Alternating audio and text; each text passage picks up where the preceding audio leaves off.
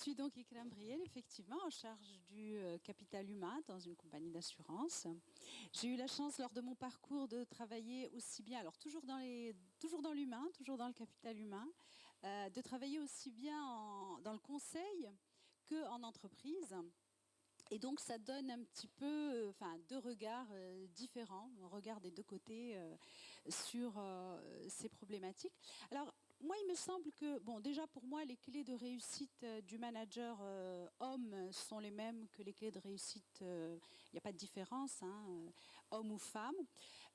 Il me semble aussi que la réussite, c'est plus dans comment faire pour être un manager qui a du leadership plutôt qu'un manager tout court. Il me semble qu'aujourd'hui, on arrive assez facilement à être manager quand on a la formation, l'expérience, voire l'expertise.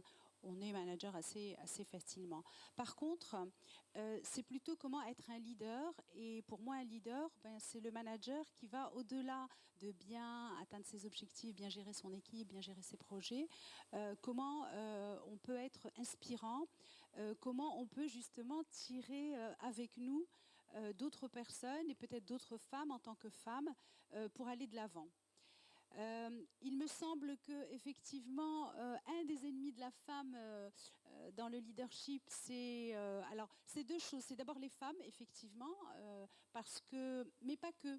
Les hommes aussi. Je crois qu'il y a deux ennemis pour moi. C'est la femme elle-même, parce que très souvent, mon constat, en tout cas au quotidien, par rapport à toutes mes années de pratique, c'est que quand les femmes ont un certain niveau de formation, d'expérience, etc., donc elles sont expertes dans leur domaine, et quelque part, elles se cachent un petit peu derrière leur expertise. Elles se contentent de leur expertise et elles ne se donnent pas le droit d'aller vers du leadership, justement, d'aller vers des postes où elles peuvent être leaders.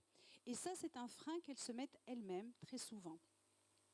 Le deuxième élément, c'est qu'effectivement, l'environnement aujourd'hui professionnel dans notre pays, ailleurs aussi, mais dans le nôtre en particulier, ne permet pas à la femme, ne lui donne pas la légitimité d'être leader, alors que ce soit les autres femmes qui ne la reconnaissent pas, ou que ce soit les hommes, pour plein de raisons qu'on connaît. On n'a pas le temps de les évoquer ici, mais moi j'ai vu des jeunes femmes qui étaient brillantes et qui commençaient une évolution. Dès qu'elles se mariaient, on les écartait parce qu'on se disait « Ouh là là, grossesse, enfant, machin, etc. » Alors que ce sont des faux prétextes. J'ai vu des femmes qui n'avaient pas d'enfants et qui n'évoluaient pas du tout, et d'autres qui avaient même des jumeaux et qui continuaient à briller, à avoir une énergie extraordinaire et à mener de front tout leur projet. Je voulais parler de quelque chose aujourd'hui qui me semble intéressant. Alors on a la chance de vivre dans une époque et dans un pays où on peut se faire beaucoup accompagner justement. Et il me semble que ce qui est important aujourd'hui, c'est de faire ce travail sur soi pour arriver à réussir en tant que manager et aller vers des postes de leader. Alors, il y a la connaissance de soi qui me semble être fondamentale. On est aussi dans une culture où la remise en question, l'autocritique, l'acceptation de la critique des autres est très difficile. Or, c'est absolument quelque chose de très important pour pouvoir évoluer. Donc, j'encourage vraiment toutes les personnes, mais les femmes en particulier qui souhaitent aller de l'avant, à se faire accompagner, coacher, à se connaître, à rentrer dans le détail de soi-même, à faire une vraie introspection pour comprendre quels sont leurs points forts, comment elles peuvent les mettre en avant, comment elles peuvent les utiliser comme des leviers pour évoluer dans la vie, et quels sont leurs points faibles, parce que c'est ça qui est important, de bien les analyser, de les décortiquer, de les dompter, de les maîtriser. Parce que très souvent aussi, on va essayer de déstabiliser une femme parce qu'on a remarqué qu'elle avait un point faible. Donc plus on se connaît, plus on connaît son point faible, plus on peut y arriver. Et il y a quelque chose d'extraordinaire aujourd'hui, de très intéressant. Vous en avez certainement tous entendu parler. Et ça marche, c'est ce qu'on appelle le personal branding.